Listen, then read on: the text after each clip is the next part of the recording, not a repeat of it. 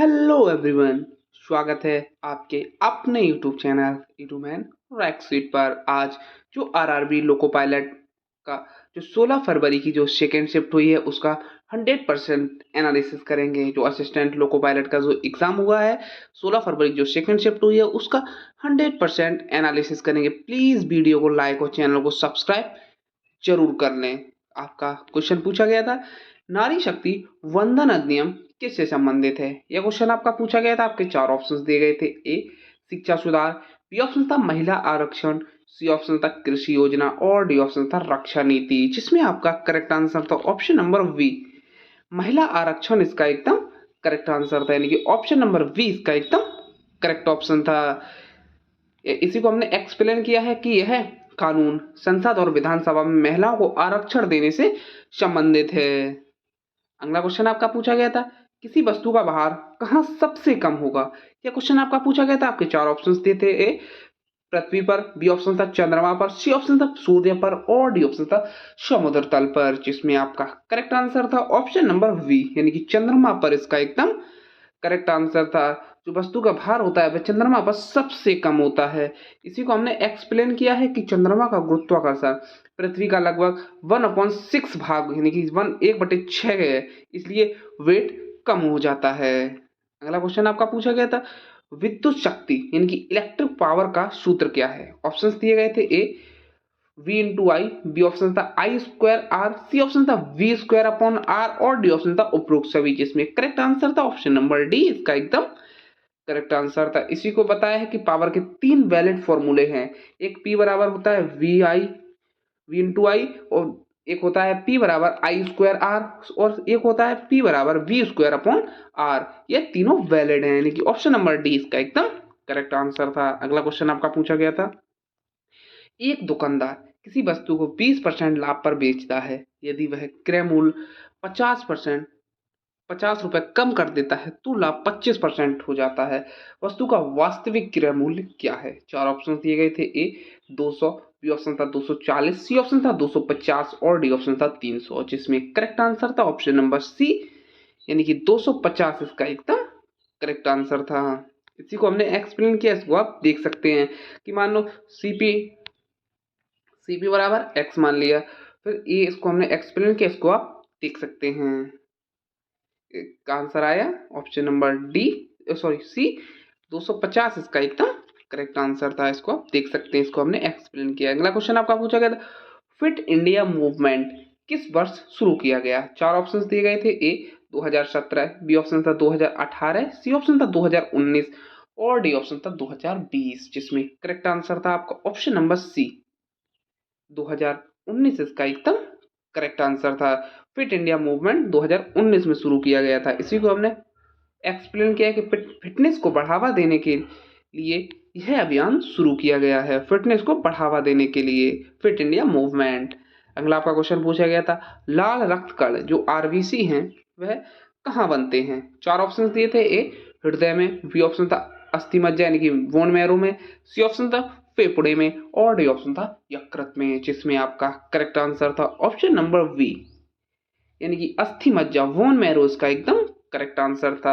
लाल रक्त कण अस्थि मज्जा यानी कि वोन मैरो में बनते हैं। इसी को हमने एक्सप्लेन किया है कि वोन मैरो में आरबीसी बनते हैं और ऑक्सीजन ट्रांसपोर्ट करते हैं। अगला क्वेश्चन आपका पूछा गया था, इससे पहले प्लीज वीडियो को लाइक और चैनल को सब्सक्राइब जरूर कर लें। क्वेश्चन आपका पूछा गया था, भारत का राष्ट्रीय अंतरिक्ष दिवस कब मनाया जाता है? चार ऑप्शन दिए गए थे। ए 15 अगस्त, बी ऑप्शन था 23 अगस्त, सी ऑप्शन था 26 जनवरी और डी ऑप्शन था 5 जून, जिसमें करेक्ट आंसर था ऑप्शन नंबर वी, यानी कि 23 अगस्त इसका एकदम करेक्ट आंसर था। भारत का राष्ट्रीय अंतरिक्ष दिवस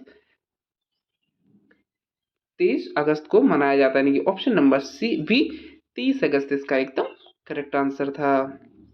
इसी को हमने बताया है कि चंद्रयान 3 की सफल लैंडिंग की याद में नेशनल स्पेस डे घोषित किया गया है 23 अगस्त को, इसका एकदम करेक्ट आंसर था। अगला क्वेश्चन आपका पूछा गया था कि एक पंक्ति में रवि बाएं से 12वें स्थान पर और दाएं से 18वां है तो कुल कितने व्यक्ति हैं? चार ऑप्शन दिए गए थे आपको। ए 28, बी ऑप्शन था 29, सी ऑप्शन था 30 और डी ऑप्शन था 31, जिसमें आपका करेक्ट आंसर था ऑप्शन नंबर वी, इसका एकदम करेक्ट आंसर था, यानी कि 29 इसका एकदम करेक्ट आंसर था, क्योंकि रवि बाएं से 12वां है और दाएं से 18वां है, तो कुल कितने व्यक्ति हैं?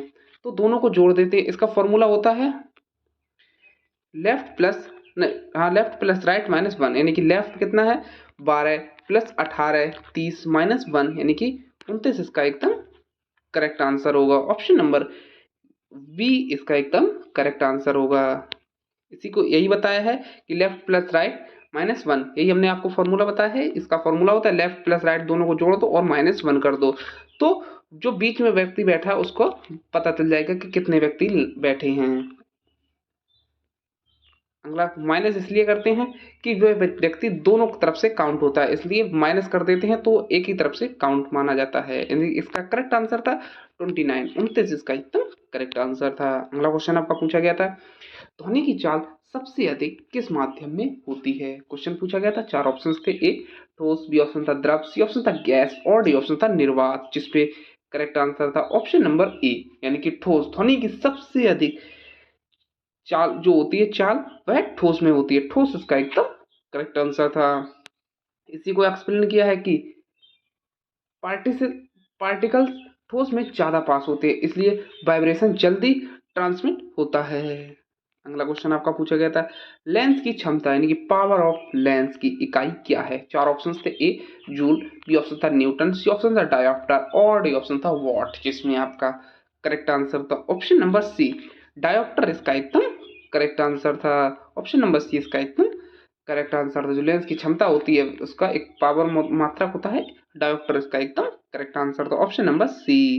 इसी को बताया है कि पावर का फॉर्मूला था 1/f, यह यूनिट होती है, f इस मीटर में लिखते हैं तो यूनिट इसको लिखते हैं डायोप्टर, यानी कि डायोप्टर इसका एकदम करेक्ट आंसर था।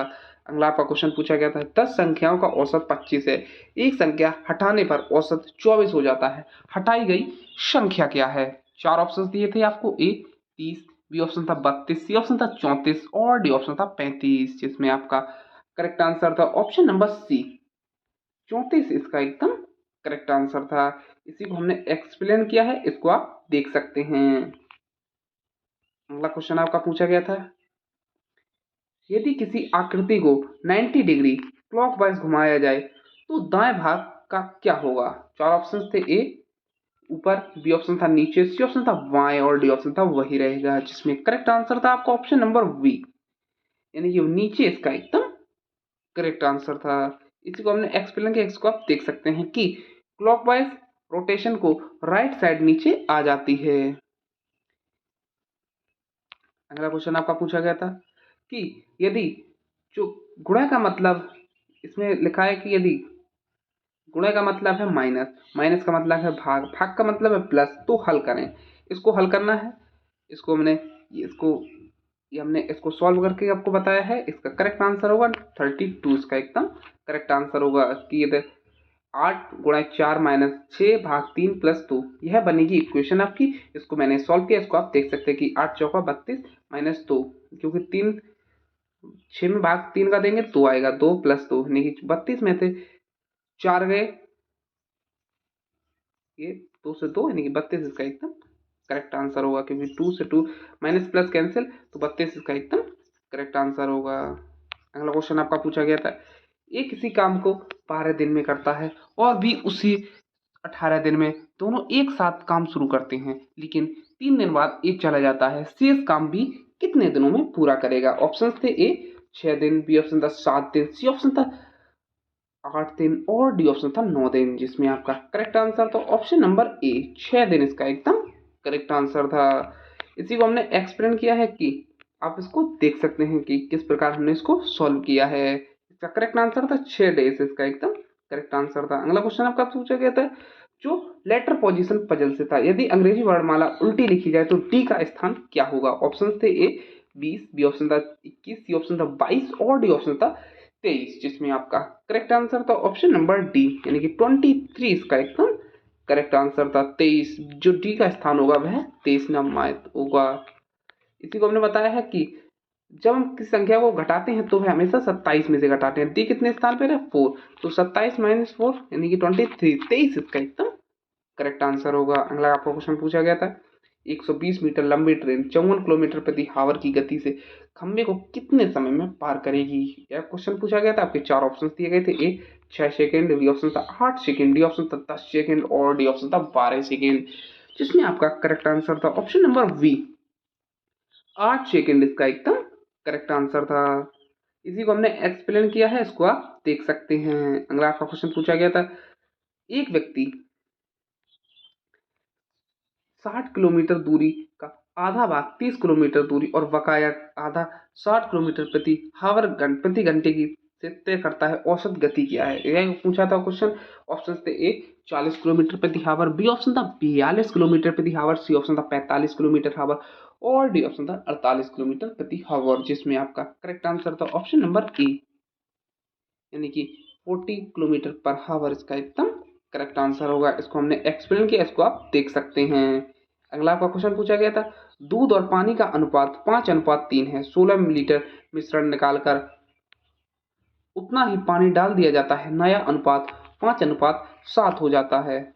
प्रारंभिक मिश्रण क्या था? 4 ऑप्शन थे। ए 48 लीटर, बी ऑप्शन था 64 लीटर, सी ऑप्शन था 80 लीटर और डी ऑप्शन था 96 लीटर, जिसमें आपका करेक्ट आंसर था ऑप्शन नंबर बी, यानी कि 64 लीटर इसका एकदम करेक्ट आंसर था। इसको हमने एक्सप्लेन किया, इसको आप देख सकते हैं।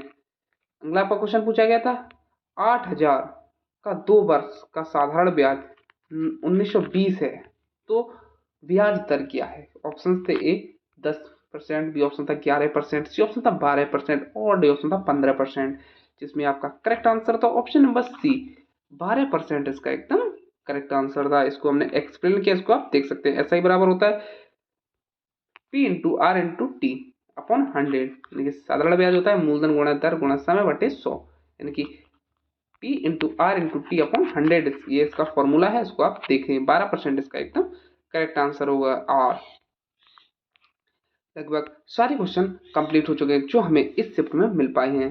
इसके लिए प्लीज़ वीडियो को लाइक और चैनल को सब्सक्राइब करें। जितने क्वेश्चन मिले उसके हमने 100% एनालिसिस किया है। प्लीज़ वीडियो को लाइक और चैनल को सब्सक्राइब जरूर कर लें। Thank you.